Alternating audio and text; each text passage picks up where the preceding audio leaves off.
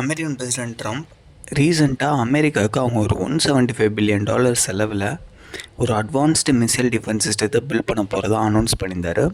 அதுக்கு அவர் கோல்டன் டோம் அப்படின்னு சொல்லி பேரும் வச்சு அனௌன்ஸ் பண்ணியிருந்தார். இந்த கோல்டன் டோம் வச்சு அமெரிக்காவுக்கு ஆபத்து தரையில் வந்தாலும் சரி, உலகத்தோட மறுபக்கத்திலேருந்து வந்தாலும் சரி, ஏன் விண்வெளியிலேருந்து வந்தால் கூட இந்த கோல்டன் டோம் டிஃபென்ஸ் சிஸ்டம் தடுத்துரும் அப்படின்னு சொல்கிறார். இந்த டிஃபென்ஸ் சிஸ்டம் எப்படி ஒர்க் ஆகும்னா, எனிமீட்டர்ந்து வரக்கூடிய மிசைல்ஸை அட்டாக் பண்ணி டிஸ்ட்ராய் பண்ணுற மிசைல்ஸை இன்டர்செப்டார்ஸ் அப்படின்னு சொல்லுவாங்க. ஸோ இந்த இன்டர்செப்டார்ஸ், அப்புறம் ஹை ரேஞ்ச் லேசர்ஸ், இன்னும் சில டிஃபென்சிவ் எக்யூப்மெண்ட்ஸ், இதெல்லாம் சேட்டலைட்ஸில் அட்டாச் பண்ணி ஒரு சிஸ்டமாக க்ரியேட் பண்ணி அந்த சேட்டலைட்ஸை ராக்கெட்ஸ் மூலயமா ஸ்பேஸில் எடுத்துகிட்டு போய் வச்சுருவாங்க. அதுக்கப்புறம் சப்போஸ் இன் ஃப்யூச்சரில் அமெரிக்காவுக்கு ஆபத்து எதுவும் வந்துச்சுன்னா, எதிரி யாரும் அமெரிக்காவை அட்டாக் பண்ணுறாங்க, ஒரு மிசைல் அமெரிக்காவை பார்த்து வருதுன்னா, ஸ்பேஸை ஆக்சஸ் பண்ணி ஸ்பேஸில் இருக்க இன்டர்செப்டார்ஸ், ஹை எனர்ஜி லேசர்ஸை யூஸ் பண்ணி இங்கே நம்ம எர்த்தில் இருக்க இந்த ஆபத்தை அட்டாக் பண்ணி டிஸ்ட்ராய் பண்ணுவாங்க. இதுதான் இந்த கோல்டன் டோம். ஸோ இது வந்து ஸ்பேஸே ஒரு மிலிட்ரி ஜோனாக க்ரியேட் பண்ணுற மாதிரி தான். ஸ்பேஸில் அமெரிக்காவுக்கு ஒரு மிலிட்ரி ஜோன் க்ரியேட் பண்ணுற மாதிரி தான். இன்கேஸ் அமெரிக்காவுக்கு இந்த நாட்டோட போர் எதுவும் வந்துச்சுன்னா, அமெரிக்காவுக்கு ரொம்ப அட்வான்டேஜ் இருக்கும் இந்த மாதிரி ஒரு டிஃபென்ஸ் சிஸ்டம் அவங்கள்ட்ட இருக்கனால. ஸோ பிரசிடென்ட் ட்ரம்ப் இதை அனௌன்ஸ் பண்ண உடனே அமெரிக்கா அவங்களோட எனிமி நாடுகளாக கன்சிடர் பண்ணுற ரஷ்யா, நார்த் கொரியா, சைனா, இந்த 3 நாடுகளும் எதிர்ப்பு தெரிவித்து இந்த டெவலப்மெண்ட்டை ஸ்டாப் பண்ணணும் அப்படின்னு சொல்கிறாங்க. அதுலேயும் முக்கியமாக சைனா. ஸோ அமெரிக்கா ஸ்பேஸையும் ஒரு ஸ்பேஸ்லேயும் ஒரு போர் சூழலை உண்டு பண்ணுறாங்க. ஸோ 1967 போடப்பட்ட அவுட்டர் ஸ்பேஸ் ட்ரீட்டிக்கு மதிப்பு கொடுத்து அமெரிக்கா அந்த டெவலப்மெண்ட்டை உடனே ஸ்டாப் பண்ணணும் அப்படின்னு சொல்கிறாங்க. ஸோ இந்த 1967 போட்ட அவுட்டர் ஸ்பேஸ் ட்ரீட்டி கோல்டு வார் டைமில் போடப்பட்டது. அமெரிக்கா, யூஎஸ்எஸ்ஆர், யூகே இந்த 3 நாடுகளும் போட்டுக்கிறாங்க. ஏன்னா அந்த 3 நாடுகள்கிட்ட தான் இன்டர் கான்டினென்டல் மிசைல்ஸ் இருக்குது. பலாயிரம் கிலோமீட்ரு தாண்டி போய் அட்டாக் பண்ணுற மிசைல்ஸ். அப்புறம் இந்த 3 நாடுகள் தான் அந்த டைமில் ஸ்பேஸ் ரிசர்ச்லேயே ரொம்ப ஈடுபட்டிருந்தாங்க. ஸோ அதனால தான் இந்த 3 நாடுகள் மட்டும் ஃபஸ்ட்டு இதை சைன் பண்ணுறாங்க. இந்த ட்ரீட்டியில் சில முக்கியமான கொள்கைகள் இருக்குது. ஸ்பேஸை யாரும் சொந்தம் கொண்டாடக்கூடாது, எந்த நாடும். பேரழிவு ஏற்படுத்தக்கூடிய நியூக்ளியர் வெப்பன்ஸ், வேறு எந்த வெப்பன்ஸையும் ஸ்பேஸில் எடுத்துகிட்டு போய் வைக்கக்கூடாது. இந்த மாதிரி சில முக்கியமான கொள்கைகள் இருக்குது. ஆனால் அந்த ட்ரீட்டி போட்ட 15 வருஷத்துலேயே 1983 அப்போ அமெரிக்கன் பிரசிடெண்ட்டாக இருந்த ரொனால்ட் ரீகன் டிவிக்கு ஒரு அனௌன்ஸ்மெண்ட் கொடுக்குறாரு.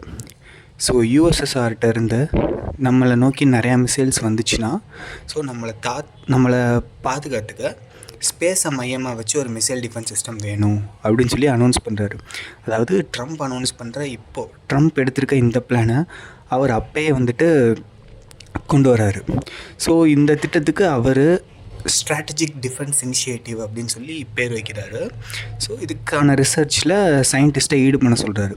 அதுலேயும் முக்கியமாக அவர் என்ன சொல்கிறாருன்னா, ஆட்டம் பாம்பை கண்டுபிடிச்சி கொடுத்த சயின்டிஸ்ட்டே நம்ம அமெரிக்காவுக்கு அமைதியை கொடுக்குற அந்த டிஃபென்ஸ் சிஸ்டத்தையும் கண்டிப்பாக பில்ட் பண்ணி கொடுக்கணும் அப்படின்னு சொல்கிறாரு. ஸோ இந்த ரொனால்ட் ரீகன் அவரோட கேரக்டர் பற்றி ஹிஸ்டோரியன்ஸ் என்ன சொல்கிறாங்கன்னா, அவருக்கு நியூக்ளியர் வெப்பன்ஸில் பெரிய ஒரு வெறுப்பு இருந்ததாகவும், அமெரிக்காவுக்கு ஆபத்துன்னு ஒன்று வந்துச்சுன்னா அது நியூக்ளியர் வெப்பன்ஸால் தான் வரும் அப்படின்னு சொல்லி அவர் ரொம்ப நம்பினதாக சொல்கிறாங்க. ஸோ அதனால கூட அவர் இந்த மாதிரி ஒரு ஸ்ட்ராட்டஜிக் டிஃபென்ஸ் இனிஷியேட்டிவ் ட்ரம்ப் இப்போ பண்ணுற அந்த பிளானை அவர் அப்பயே பண்ணியிருக்கலாம். ஆனால் இந்த ரிசர்ச்ன்றது அமெரிக்காவுக்கு அவங்களுக்கு ஒரு பெரிய தோல்வியில் போய் முடியுது. ஏறக்குறைய ஒரு 10 வருஷம் நடக்குது இந்த ரிசர்ச். ஆனால் அவங்களால இந்த டிஃபென்ஸ் சிஸ்டத்தை செஞ்சு முடிக்க முடியல. ஏன்னா அந்த டைமில் டெக்னாலஜி இல்லை, ஹை எனர்ஜி லேசர்ஸ்லாம் அந்த காலத்தில் இல்லை. 1991 யூஎஸ்எஸ்ஆரே ஸ்ப்ளிட் ஆகி கோல்டு வாரே முடிஞ்சிருது. ஆனாலும் ஒரு 2 வருஷம் எக்ஸ்ட்ராவே இந்த ரிசர்ச்சை கன்டினியூ பண்ணுறாங்க. ஏறக்குறைய ஒரு $30 பில்லியன் செலவாகுது. அதுக்கப்புறம் வர்ற பிரசிடெண்ட் பில் கிளின்டன் இந்த திட்டத்தை இதோட ஸ்டாப் பண்ணிடலாம் போதும் அப்படின்னு சொல்லி ஸ்டாப் பண்ணிடுறாங்க. ஸோ அதுக்கப்புறம் 2019 கிட்ட சைனாவும் ரஷ்யாவும் நிறைய ஆன்டி சேட்டலைட் வெப்பன்ஸை க்ரியேட் பண்ணுறாங்க அப்படின்னு சொல்லிட்டு ஒரு இன்டெலிஜென்ஸ் இன்ஃபர்மேஷன் அமெரிக்காவுக்கு கிடைக்கிது. ஆன்டி சேட்டலைட் வெப்பன்ஸ்ன்றது எதுக்கு யூஸ் பண்ணுவாங்கன்னா, இங்கேருந்து மிசைல் அனுப்பி ஸ்பேஸில் இருக்க ஒரு சேட்டலைட்ஸை அட்டாக் பண்ணி டிஸ்ட்ராய் பண்ணுவாங்க. இதுக்கு தான் இந்த ஆன்டி சேட்டலைட் வெப்பன்ஸ் யூஸ் ஆகும். இது ஒரு டெக்னாலஜி. இந்த டெக்னாலஜி உலகத்துலேயே 4 நாடுகள்கிட்ட தான் இருக்குது. நம்மள்கிட்ட, சைனாட்ட, அமெரிக்காட்ட, ரஷ்யாட்ட 4 நாடுகள்கிட்ட தான் இருக்குது. ஸோ இந்த 4 நாடுகளும் நம்ம எதுக்காண்டி இந்த ஆன்டி சேட்டலைட் வெப்பன்ஸை க்ரியேட் பண்ணுறோன்னா, நம்ம ஒரு ஸ்பேஸ் பவர் அப்படின்றத காட்டுறதுக்காண்டி. ஸோ நமக்கு இப்போ இருக்க சுச்சுவேஷன்லாம் சேட்டலைட்ஸுன்றது ரொம்ப இம்பார்ட்டன்ட். ஸ்பேஸில் நமக்கு மிலிட்ரி சேட்டலைட்ஸ் இருக்குது, கம்யூனிகேஷன் சேட்டலைட்ஸ் இருக்குது, ஜிபிஎஸ் சேட்டலைட்ஸ் இருக்குது. ஸோ நமக்கும் எதிரி நாட்டுக்கும் ஒரு போர் ஒன்று வந்துச்சுன்னா, ஸ்ட்ராட்டஜிக் ரீசன்ஸ்க்காண்டி எதிரி நாடு நம்மளோட சேட்டலைட்ஸை மேலே அட்டாக் பண்ணி டெஸ்ட்ராய் பண்ண வாய்ப்பு இருக்குது, நம்மளோட கம்யூனிகேஷனை கட் பண்ணுறதுக்காண்டி. ஸோ அதனால் நம்மள்ட்டும் ஒரு ஸ்பேஸ் பவர் இருக்குது அப்படின்றத காட்டிக்கிறதுக்காண்டி மற்ற நாடுகள்கிட்ட இருக்கனால, ஸோ நமக்கு ஒரு செல்ஃப் டிஃபென்ஸ்க்காண்டி நம்ம இந்த இதை டெவலப் பண்ணிக்கிட்டோம். நம்ம ரீசெண்டாக தான் இந்த இது பண்ணியிருந்தோம். இஸ்ரோ சென்ட் பண்ண ஒரு டெஸ்ட் சேட்டலைட்டை நம்மளை அட்டாக் பண்ணி டெஸ்ட்ராய் பண்ணோம். இந்த மாதிரி மற்ற நாடுகள் அவங்கவுங்க சேட்டலைட்ஸ் மேலே அட்டாக் பண்ணி அவங்கள்ட்ட இந்த டெக்னாலஜி இருக்குதுன்னு சொல்லி முன்னாடி டெமான்ஸ்ட்ரேட் பண்ணியிருந்தாங்க. ஸோ இதுவே அமெரிக்காவுக்கு ஒரு பெரிய ஒரு டவுட்டை கொடுக்குது. ஏன் சைனாவும் ரஷ்யாவும் இவ்வளோ ஆன்டி சேட்டலைட் வெப்பன்ஸை க்ரியேட் பண்ணுறாங்க? இன்கேஸ் ஃப்யூச்சரில் போர்னு ஒன்று வந்துச்சுன்னா நம்மளோட சேட்டலைட்ஸை டெஸ்ட்ராய் பண்ணிடுவோன்னு சொல்லி அவங்க த்ரெட் கொடுப்பாங்களோ, இந்த மாதிரி யோசிக்கிறாங்க. ஏன்னா அமெரிக்காட்ட தான் மோர் தென் 4500 சேட்டலைட்ஸ் இருக்கிறதா சொல்லப்படுது. உலகத்திலே எந்த நாடுகள்கிட்டையுமே இவ்வளோ சேட்டலைட்ஸ் இல்லை. ஸோ அதனால் அமெரிக்கா அந்த விஷயத்தை ரொம்ப கண்காணிக்கிறாங்க. ஸோ அதுக்கப்புறம் 2024 அமெரிக்கன் இன்டெலிஜென்ஸ்க்கு இன்னும் ஒரு ஸ்ட்ராங்கான இன்ஃபர்மேஷன் கிடைக்குது. அமெரிக்கா இந்த ஆன்டி சேட்டலைட் வெப்பன்ஸ்லேயே நியூக்ளியர் ஆட் பண்ணி nuclear anti satellite weapons create பண்ணுறாங்க. அதோடு சேர்த்து சேட்டலைட்ஸில் நியூக்ளியர் வெப்பன்ஸ் எடுத்துகிட்டு போய் ஸ்பேஸில் வைக்க ட்ரை பண்ணுறாங்கன்ற இன்ஃபர்மேஷன் அமெரிக்கா கிடைக்குது. ஸோ அமெரிக்கா இப்போ இந்த விஷயத்தை ரொம்ப சீரியஸாக எடுத்துக்கிறாங்க. ஏன்னா சேட்டலைட்ஸுன்றது ஆன்டி சேட்டலைட் வெப்பன்ஸை சேட்டலைட்ஸ் மேலே யூஸ் பண்ணுறப்போ அது ரொம்ப ஒரு பெரிய செயின் ரியாக்ஷனை ஏற்படுத்த வாய்ப்பு இருக்குது. அந்த ஆன்டி சேட்டலைட் மிசைல் சேட்டலைட்ஸில் மோதி சேட்டலைட்ஸ் உடையிற துகள்கள் மற்ற சேட்டலைட்ஸ் மேலே பட்டு அந்த சேட்டலைட்ஸும் உடஞ்சி பெரிய ஒரு டிசாஸ்ட்ரி ஸ்பேஸில் ஏற்படுத்த வாய்ப்பு இருக்குது. ஸோ நம்ம ரீசெண்டாக பண்ண இந்த ஆன்டி சேட்டலைட் டெஸ்ட்டையே வெறும் லோ ஆர்பிட்னு சொல்லக்கூடிய 300 கிலோமீட்டர் கிட்டே இருக்க சேட்டலைட்ஸில் தான் நம்ம உடச்சி டெஸ்ட் பண்ணோம். ஏன்னா உடஞ்ச சேட்டலைட் துகள்கள் கொஞ்சம் வாரத்திலே திரும்ப விழுந்துடும். அதனால தான் நம்ம இந்த இடத்துல வச்சு நம்ம டெஸ்ட் பண்ணோம். ஆனால் 2021 கிட்ட ரஷ்யா அவங்களோட பழைய சேட்டலைட்ஸை அவங்களே அட்டாக் பண்ணி டெஸ்ட்ராய் பண்ணுறாங்க. ஆனால் அந்த சேட்டலைட்ஸ் கொஞ்சம் ஹையர் இதில் இருக்க சேட்டலைட்ஸை அட்டாக் பண்ணி டெஸ்ட்ராய் பண்ணுறாங்க. ஸோ அது ஒரு 5500 துகள்களாக உடஞ்சி அந்த துகள்கள் பார்த்திங்கன்னா புல்லட்ஸோட 10 மடங்கு ரொம்ப வேகமாக வந்திருக்கு. உலக நாடுகள்லாம் இதுக்கு கண்டனம் தெரிவிச்சிருக்காங்க. ஈலான் மஸ்க் அவரோட ஸ்பேஸ் எக்ஸ் சேட்டலைட்ஸை ரொம்ப தூரம் இந்த துகள்கள் பற்றக்கூடாதுன்னு சொல்லி தள்ளி வச்சதாக சொல்லப்படுது. ஸோ இது அந்தளவுக்கு பெரிய சென்சிட்டிவான விஷயம். ஸோ அந்த மாதிரி இருக்க ஒரு இடத்துல இவங்க நியூக்ளியர் ஆன்டி சேட்டலைட் வெப்பன் அனுப்புகிறப்போ அது பெரிய ஒரு ஆபத்தை ஏற்படுத்தும். அதுலேயும் ராக்கெட்ஸில் நியூக்ளியர் வெப்பன்ஸை எடுத்துகிட்டு போய் வச்சு அவங்களோட சேட்டலைட்ஸ் அட்டாக் பண்ணிடுவோம் அப்படின்ற மாதிரி த்ரெட் கொடுக்கறது இன்னும் பெரிய ஒரு ஆபத்து அமெரிக்கா அவங்க கன்சிடர் பண்ணுறாங்க. ஸோ இதுக்கப்புறம் தான் அவங்க என்ன பண்ணுறாங்கன்னா, ஸோ ஆல்ரெடி 1967 போட்ட அந்த அவுட்டர் ஸ்பேஸ் ட்ரீட்டியை திருப்பி உறுதிப்படுத்துகிற மாதிரி ஒரு புது டிராஃப்ட் சொல்யூஷனை யூஎன் அசம்பிளியில் கொண்டு போய் உறுதிப்படுத்தலாம் அப்படின்னு சொல்லிட்டு ஒரு புது டிராஃப்ட் சொல்யூஷனை எடுத்துகிட்டு போய் யூஎன் அசம்பிளியில் வைக்கிறாங்க. ஆனால் அமெரிக்கா முன்வைக்கிற இந்த டிராஃப்ட் சொல்யூஷனை 13 நாடுகள் ஏற்று சம்மதித்தாலும் ரஷ்யா அவங்களோட வீட்டோ பவரை யூஸ் பண்ணி இந்த டிராஃப்ட் சொல்யூஷனை ரிஜெக்ட் பண்ணிடுறாங்க. இதுக்கு மாறாக ரஷ்யா அவங்க ஒரு டிராஃப்ட் சொல்யூஷன் வைக்கிறாங்க, அதை அமெரிக்கா ரிஜெக்ட் பண்ணிடுறாங்க. ஸோ அமெரிக்கன்ஸ் வச்ச டிராஃப்ட் சொல்யூஷனில் என்ன இருக்குதுன்னு ரஷ்யன் அம்பாசிடர் சொல்கிறாருன்னா, அமெரிக்கன் வைக்கிற டிராஃப்ட் சொல்யூஷனில் பேரழிவு ஏற்படுத்தக்கூடிய வெப்பன்ஸ் ஆஃப் மாஸ் டிஸ்ட்ரக்ஷனை தான் வைக்கக்கூடாதுன்னு இருக்குது. எந்த விதமான வெப்பன்ஸையும் வைக்கக்கூடாதுன்னு இல்லை. இது எங்களுக்கு டவுட்டை ஏற்படுத்துது.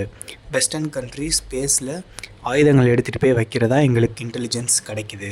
ஸோ எங்களை இந்த மாதிரி நியூக்ளியர் வெப்பன்ஸ் எடுத்துகிட்டு போய் வைக்கக்கூடாதுன்னு சைன் வாங்கிட்டு எங்களை ஒரு வலையில் மாட்டி விட மாதிரி அமெரிக்காவும் ஜப்பானும் இது பண்ணுறாங்க. இது ஒரு டர்ட்டி ஸ்பெக்டக்கிள் அப்படின்னு சொல்கிறார்.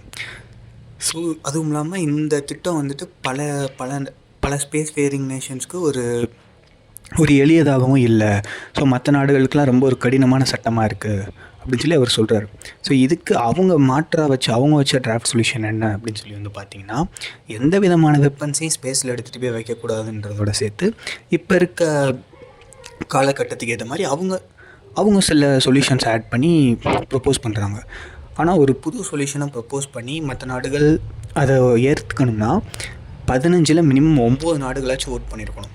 ஆனால் ரஷ்யா ப்ரப்போஸ் பண்ண அந்த சொல்யூஷனை 7 நாடுகள் தான் ஏற்றுக்கிறாங்க. 7 நாடுகள் ஏற்றுக்கலை. சுவிட்சர்லாந்து அப்ஸ்டெயின் ஆகிறாங்க. ஸோ அமெரிக்காவோட சொல்யூஷனும் ஏற்றுக்கப்படல, ரஷ்யாவோட சொல்யூஷனும் ஏற்றுக்கப்படல. இதில் ரஷ்யாவோட சொல்யூஷனை ஏன் அமெரிக்கா ஏற்றுக்கலான்னு தெரில. எந்த விதமான வெப்பன்ஸையும் ஸ்பேஸில் வைக்க நாங்கள் தயாராக தான் வைக்காமல் இருக்க நாங்கள் தயாராக இருக்கோம் அப்படின்னு சொல்லி ரஷ்யா சொல்கிற அந்த திட்டத்தை அமெரிக்கா ஏன் ஏற்றுக்கலன்னு தெரில.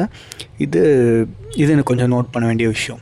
ஸோ இதிலேருந்து என்ன தெரியுதுன்னா, அமெரிக்கா போன வருஷத்துலேருந்தே இந்த ஸ்பேஸை மையமாக வச்சு இந்த டிஃபென்ஸ் சிஸ்டத்தில் ரொம்ப தீவிரமாக ஈடுபட்டிருக்க வாய்ப்பு இருக்குது அப்படின்னு தெரிய வருது.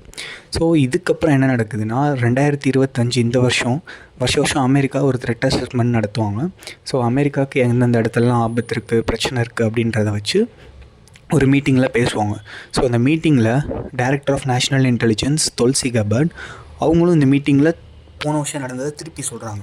ரஷ்யா இந்த ராக்கெட்ஸில் நியூக்ளியர் வெப்பன்ஸை பில்ட் பண்ணுறதுக்கான முயற்சியில் ஈடுபடுறாங்க.